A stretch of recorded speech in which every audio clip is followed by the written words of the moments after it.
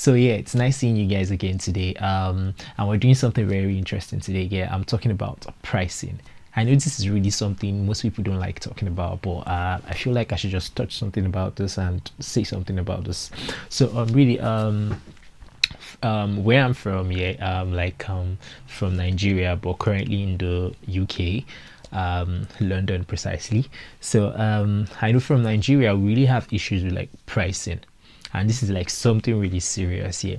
Yes, not like creative makes or should I say creatives tend to like make quite some money, but I can tell you most creatives do not really make much money. Like they don't get paid what they actually worth. So what I mean by that is we have the creative industry, or let's say the photography or videography industry, really saturated. And apart from it being saturated, saturation is not a bad thing, it's a good thing. Yes, yeah, that means people are really getting interested in this kind of like thing. But most people don't know how to like price or put a price on their creativity, and which is it is not them to be blamed, they are not to be blamed, but I feel maybe some don't really know how to put a price on their creativity. So basically that's just what I'm going to talk about here today. So all right guys, let's just jump right into it, because I just have 5 ways to like put a price on your creativity. Yeah, your creativity can be priced, but let's just say 5 ways to like give a price out, if that's the right word to say, or 5 ways to pricing. So first off, I really wrote this down so I don't forget any points at all. So okay, we have really 5 points. The first one is going to be camera. Okay, I know you guys are going to be like, camera pricing. Okay, so I want you guys to think about it this way. Before you got your first camera, you either collected money from family, or you saved to get your first camera, or maybe you borrowed money to get your first camera, which isn't bad, but definitely that means there was money coming out from somewhere, and you had to like invest it into buying a camera or your lenses or any of your gears, you understand? So you as a creative, when you start, when you do that, you're definitely meant to like be able to factor, or the money you use in getting your camera, you need to make it back. So in billing your clients, you should actually have that in the back of your mind that, oh yo, if something happens to my camera today, how am I going to like repair my camera or get a new camera? So it is not like, oh, you're putting your whole lump sum of the amount you use in buying your camera on the client, but you need to like, oh, if you say you're going to shoot just 10 photography in a month, or 10 clients in a month, you just want to shoot 10 clients in a month, and okay, yeah, let's just have this particular amount of money which you're going to split all through and say, oh yeah, okay, I think when I'm giving money out to clients, or sending bills out, sending my rates out to clients, there should be this particular amount that should be inclusive in my rate. You need to send your prices out to clients more like you don't own the camera. That is one key factor I was going to mention. You need to send your prices out more like you don't own the camera you're using, because if you don't own the camera you're using, you have to rent this camera and you have to pay to collect this camera. So you use the money for renting the camera. It's more like you're paying yourself to get the camera. I don't know if it makes sense, but this is going to be a really long video, but about camera, that's it. And number 2 right now. Number 2, we're talking about studio rental. Yes, if you're a portrait photographer or you're just beauty photographer, yeah, you might always have to like use a studio.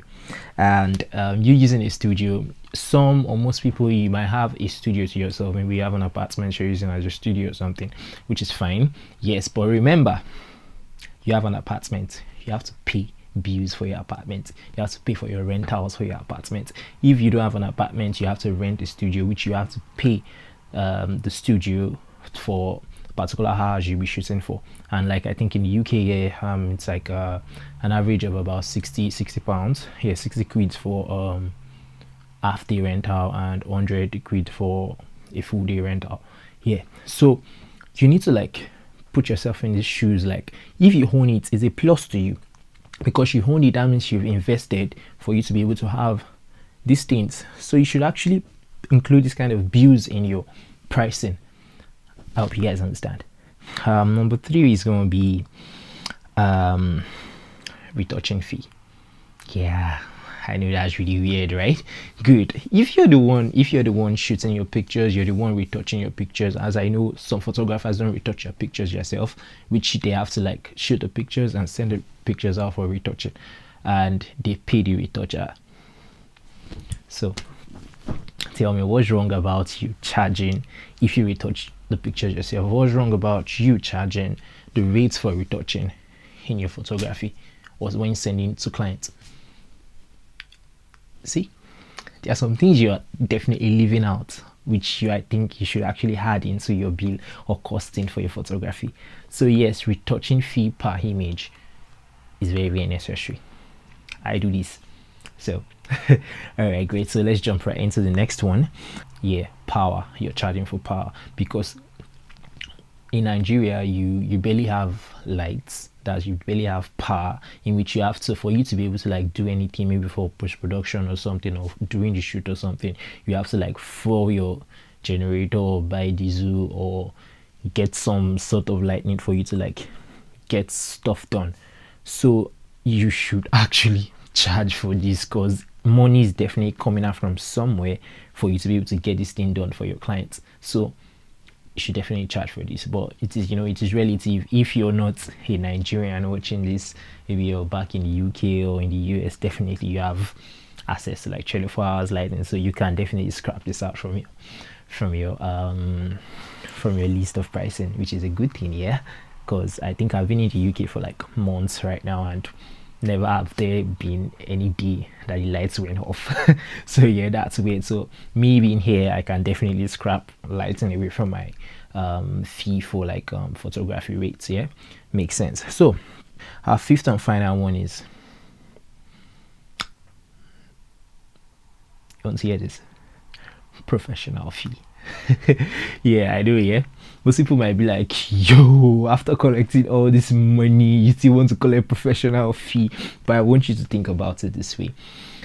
Have you ever seen an maybe like an artisan, or let's say, let me assume maybe like a carpenter, a bricklayer, that's a stonemason, or these people, have you seen them write the whole billing of like, oh, you want to like get wood, you want to get stone to for your building, you want to have all these things, then at the end of it all they just give it to you without putting their workmanship there, their professional fee there? Yo, they always do. So what's wrong as you being a creative to add your professional fee? You should. Yes, you should always add your professional fee. The time invested in learning all of the stuff right now, the amount of like stress, the sleepless nights you've gone through to like learn these stuffs should amount to something. Yes, do you understand what I'm trying to say? So you should always add your professional fee. Yes, this is relative. Some might decide to like put maybe like 100 pounds on your professional fee. You get, it's relative, but you should definitely know, oh yeah, I'm going to have this particular fee as my professional fee because this is why you're definitely booking me, because you see my style and like, I like this person's style. So I've learned quite a whole lot for you to be able to like my style. So you need to pay for it. Do you guys understand what I'm trying to say? So professional fee is needed. And yeah, I know I have like really talked for a whole lot of time right now. I've taken quite a whole lot of time right now from you guys, but I just wish you guys as creative, or as not even creative this time, yeah, I think in general, yeah, as creative, like a videographer or a photographer, you need to like do this, you need to put these things into consideration to like be able to give your pricing out to clients. And I think, yeah, if you do these things, you should definitely like work fine, and the whole gist of creative and making money should like get reduced a little bit. Yeah, so it is not about how often you shoot, it is are you actually making money from this number of shoots you're doing. So that's it, guys. Thanks for watching my video. Kindly like, comment, share, and subscribe, and you could always push the notification icon also, so you can get notified anytime I post a new video. That's just it for today, guys. Thank you very much for watching my video. Cheers.